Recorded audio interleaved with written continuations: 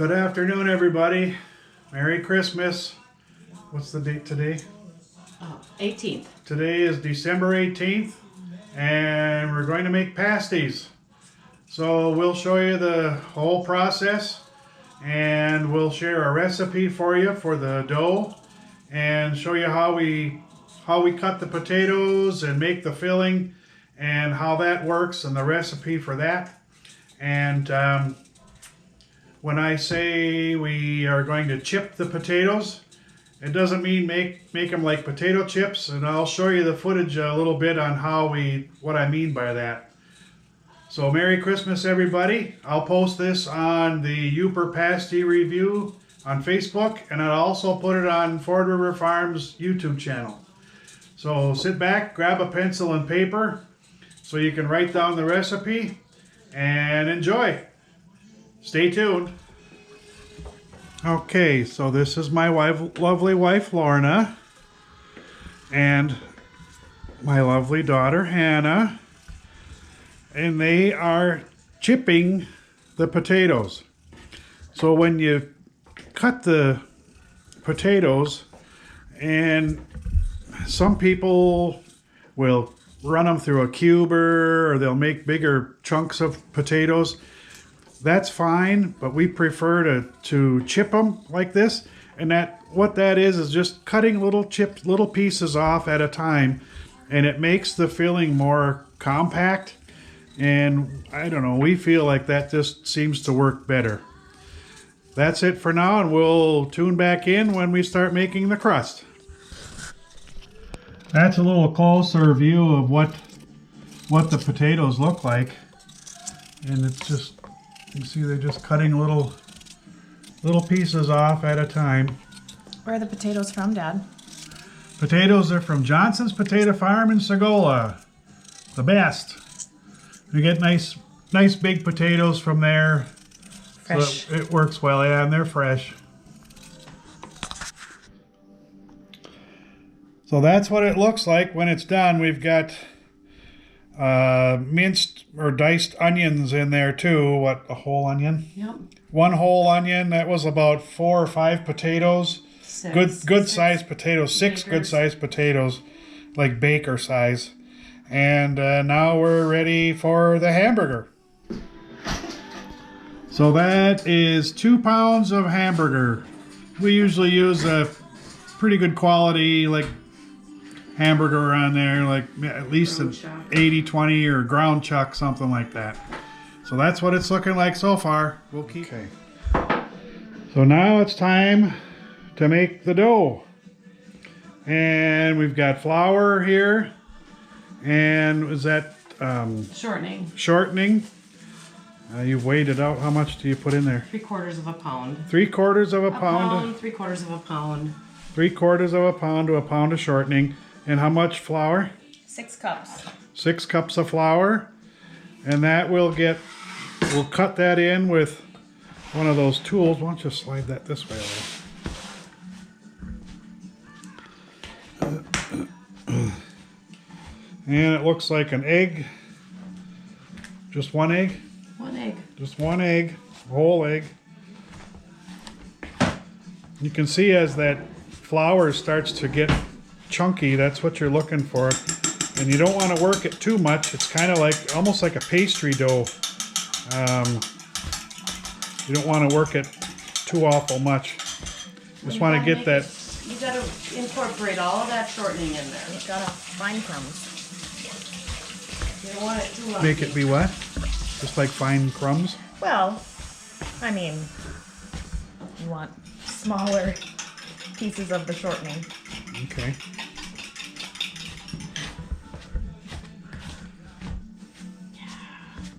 It's once you add the liquid, you don't want to really work it too hard. Okay. Oh, after you add the liquid, you don't Right. want to. Oh, You okay. just want to mix it till it's combined. You can't knead this type of dough. Okay.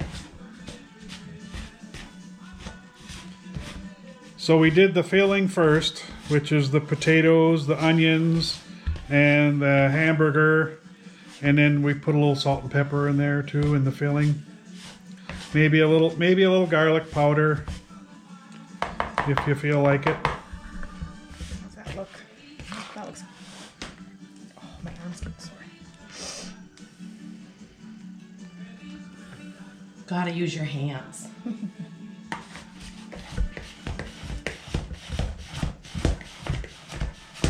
Yeah, it's looking really good, Hannah.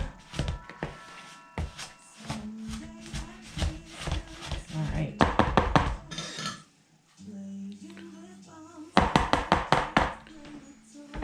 Now, we have a cup of water, 1 large egg.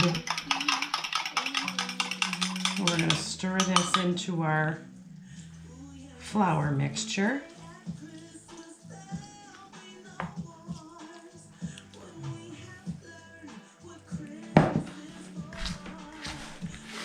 And like I was saying, you want to get it all combined.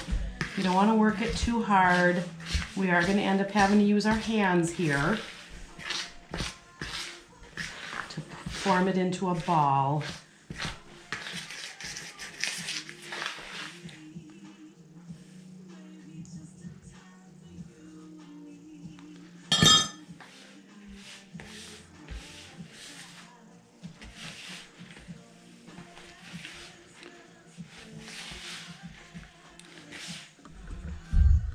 So we added a 1/4 cup of really cold water. You don't want to add warm water because then it melts the shortening. So keep everything as cold as you can. And then you just work it up a little bit there. You can see it's still it looks almost like a little bit dry. That's okay. It'll kind of stick together and There we go. that's it. That's mixing up the filling. We added pepper, salt, some garlic, and I'll share the secret too. About a 1/2 cup of water in the microwave with a beef bouillon cube. And put that in there too. And then you just kind of mix it up, and that's what it looks like.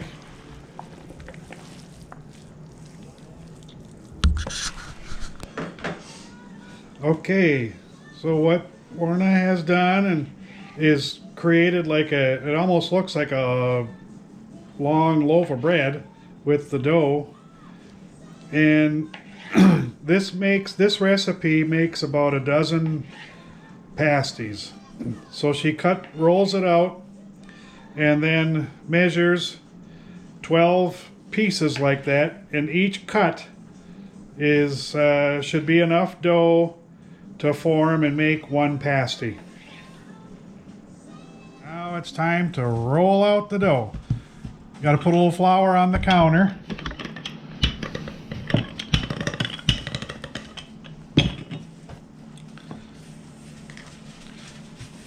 It kind of looks like football shape. But do you make it kind of more round than football shape? Yes. Okay. Do you want me to do it or do you want to do it? You do. So we've got a 1 cup measure. And put that in the middle of the dough that's been rolled out. You are right.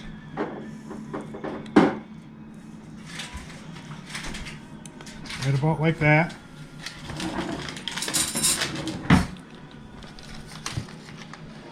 Little pat of butter on the top. And this is kind of the tricky part. The first few usually don't look so nice. And then you get it tight, try not to let it break. And then you crimp the dough around there to kind of seal it up.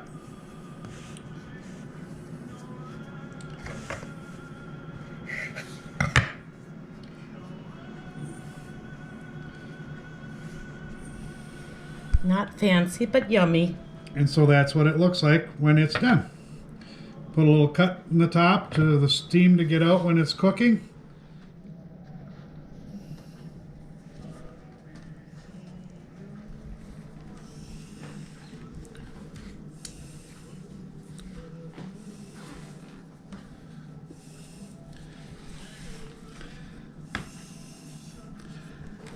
This takes a little bit of a different scale and it makes it look kind of fancy.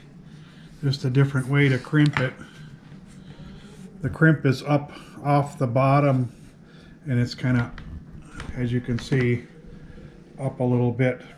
Just a different way to do it.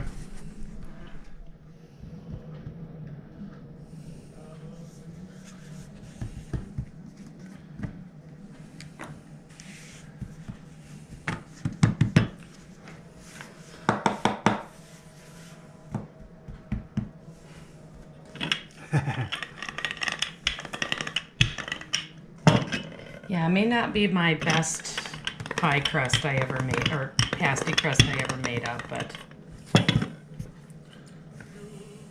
What do you think? I mean, it looks fine to me, it's but a little dry. a little dry. Okay. People who love pasties the way that we do really don't care. Yeah. As long as it's crust and it holds in the filling, we are contented to eat it Yeah. out of our hands or with a fork. Don't matter.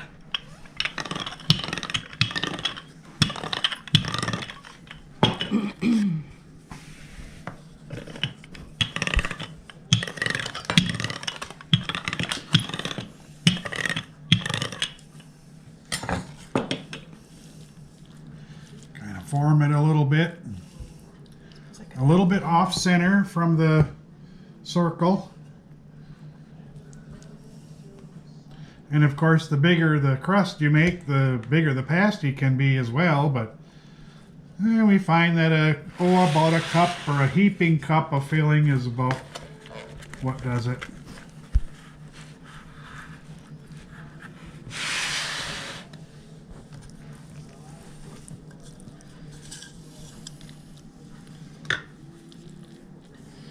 Sometimes the trick is having enough dough and getting it around there so you can crimp it off like that. That can be the real trick. But we got a couple of experts here.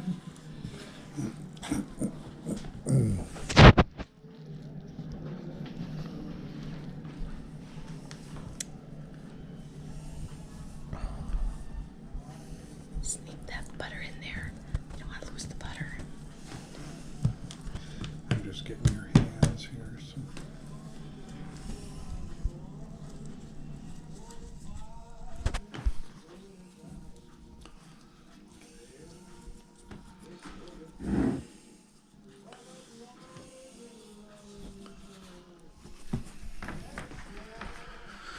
Okay, we got a little bit to go yet, as you can see. Okay, so I'm gonna try it. Here goes.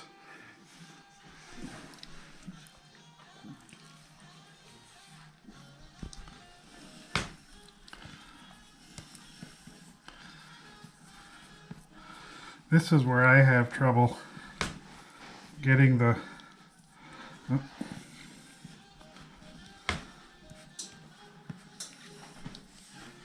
rolling that crimp. All you just gotta do is try. Yeah. And probably not go back and try to redo because that just causes trouble.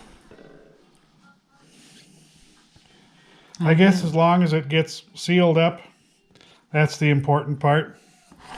And then we'll take a knife and put a little hole there. That's all there is to it. So, greased cookie sheet. Just take the pasties that you have made up and arrange them on there any way you can to get as many as you can to fit. We got 5 on this one and 7 in the oven. 7 in the oven already. That's it. Now we clean up. Next they go into the oven at 375 and you cook those for about how long? Hour. For about an hour. Alright, let's see how they look. This batch just came out of the oven a little bit ago. There's another pan in the oven right now. You got to cook them till they get kind of brown like that. Really, all you got to do is make sure the potatoes are cooked through. Now, some people in the filling, they like to put rutabaga or a piece of shredded carrot and put it in the filling. Adds a little color. That all tastes good too. I'm kind of a purist. I like the way we do it with the potatoes and the onions and the meat. But I like rutabaga also. Adds a little bit of a flavor to it. And some people also, they'll mix up an egg wash. They'll scramble an egg. And then when they come out, right when they come out of the oven, they brush on some of that egg wash on the top, and it makes like after it kind of cooks a little bit, and it gets like a brown glaze to it. That's kind of nice. We used to do that when we had fundraisers at the school when I was in high school, and we'd put that egg wash on the top, and it would kind of seal them up a little bit and makes that brown glaze on there. We would do that for fundraisers for our class, and we'd make 1,000 at a time, and the community would buy them, of course, and so on. But for this at home, that's what we do, and they turn out great. They really taste good. Review coming up. As a bonus, the girls made these little pecan treats. They're actually pretty easy to make. They just take the little mini pretzel twists, and you put the Rolo candies on them on parchment paper. You put them in the oven for just a few minutes so the chocolate gets soft, and you take them out and you press a pecan half on the top of them and let them cool off. Pretty easy to make, and they're super good. So that's a little bonus here along with the pasty making.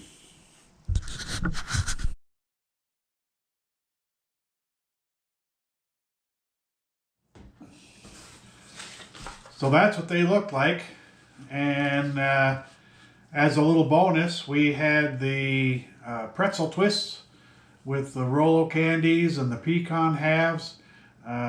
Those really are a nice little added treat. I'm going to give you the recipe for the pasties. So get a pencil and a piece of paper if you want to write it down. Here goes. This recipe will make 12 pasties. 6 cups of flour, half a teaspoon of salt, a pound of butter, a cup of cold water, very cold water, and 1 egg. And then you want to mix that. You saw how we used that little tool to cut that stuff in. We used Crisco and 3/4 of a pound to a pound. And you can use lard, you can use butter flavored Crisco, you can use butter. We happen to use Crisco, regular Crisco, because that's what we had, and it works out just fine. You can experiment with that however you like. You may need to mix a little bit more water as you're getting the dough prepared. You'll be able to tell after you've done it a couple times to see how the dough is looking. If it looks a little dry, add a little bit more. For the filling, 2 pounds of ground beef, 12 potatoes I have on here. We used 6, but they were pretty big, like baker-sized potatoes. So you saw that that mixing bowl we had. It was about half full of potatoes, and we chipped them like I showed you. That works out pretty well. I have seen where others will shred their potatoes and use it that way. That works out okay. It makes for a more compact filling. Or cubing the potatoes, small little cubes. That's okay as well. The one thing you don't want to do is cut your potatoes so that they're real big chunks. That doesn't work well because the potatoes fall apart when you cut the pasty in half, the filling kind of falls apart and makes kind of a mess. So if you keep everything kind of small or chipped like that, it works better. So we also put 1 onion chopped up pretty finely in the filling. Some salt and pepper to taste. You can put a few carrots in there, shred a carrot and put a little bit of carrot in there for color. You can also have rutabaga. That's pretty common in potatoes or in pasties as well. And that adds a little extra flavor to it, and it's kind of nice. I like those. Half a cup of water, and you saw how we put half a cup of water in the microwave and warmed it up with a bouillon cube. And once that bouillon cube dissolves and gets in with the water, we put that in with the filling, and it adds a little bit of flavor to that as well. So that's pretty much it. You can experiment with the filling the way you'd like. There's really no rules. You do have to kind of follow the recipe for the crust because that's a little bit more critical. As far as the review goes, pasty review time, I would say, considering the cooks and the nice time we had here today doing that, I give them a 10. I don't even have to taste them. I know they're going to be fabulous, and they're going to be great. So try it, folks. It's a Yooper tradition here. Pasties are very good. And if you have any questions, put them in the comments below. Like, share, hit the little bell for notifications, subscribe, all that kind of thing. I'll post this on the Facebook page for Yooper Pasty Review, and I'd also have it on our YouTube channel of Ford River Farm. Merry Christmas, everybody. Enjoy the holidays. Thanks for watching. We'll see you next time. Bye.